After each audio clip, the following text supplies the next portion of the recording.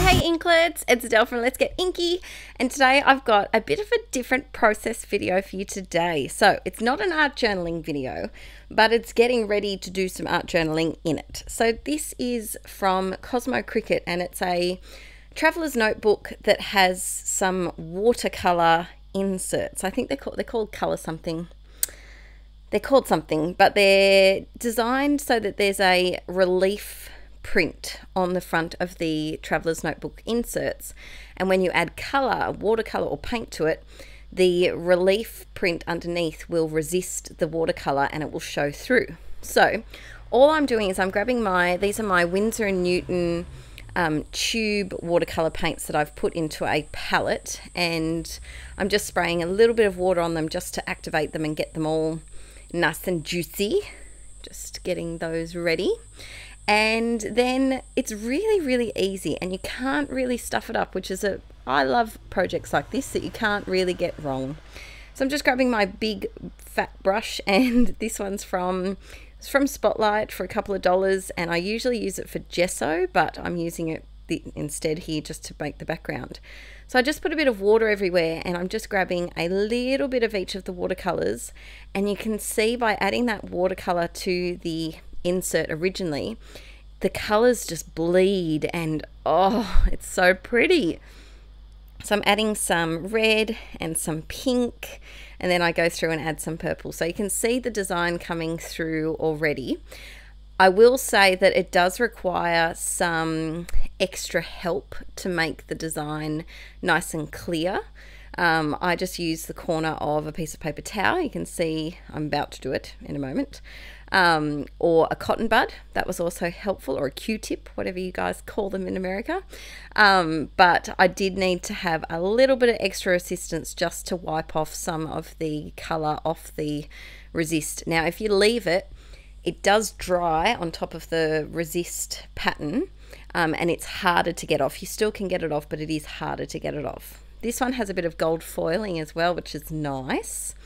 And I decided to do a bit of a strip design here. So you can see I'm only wetting one little bit at a time. So I just did a nice big wide stripe of water, and then putting my color over the top. Now you can do this with any watercolors. These Winsor & Newton ones are a little on the pricey side. I got them from Christmas last year. Not the year that's just been, the year before that, from my mum and dad. So any watercolor will do here. You could also use your spray mist if you wanted to, a little bit messier, but you could also use it. So this one I'm going for a bit more of the warmer tones, and you can see that it is harder to see some of the pattern here because I have put on a lot of paint and a lot of water, but I wanted to do that so that the colors kind of bled together, and I will tip this up and let it drip a little bit in a moment. That color there is my favorite. It's not coming up on screen properly, but it's a gorgeous hot pink, and it's just beautiful. So I'm just adding my water and just spraying it so that it drips down. Oh, it's all nice. So I got these from Spotlight here in Australia. I'm sure that there'd be many online retailers and places you can get them from. And they're different papers. So one of them is lined, one of them is plain, and one of them is watercolor. And I have got the actual, in my note maker haul, which you may have watched, I got the actual Midori inserts, which I haven't had before. And I will say the paper quality is a little bit nicer in the Midori insert, but for the price of these three and the ease of getting them over in here in Australia, I definitely am going to use them. I think I might use them as kind of a collage journal, one of them I think. So this one I've decided to go more with the blues. So I've got one that's more warm tones, one that's pinks and purples, and this one I wanted to go with the blues because that's my favorite. So just the same technique, adding the water first. Adding that water really does help to just blend out the paint a little bit more if you're going for a bit more of a mottled effect like I was. And it does help to use a bigger brush. So if you were trying this with a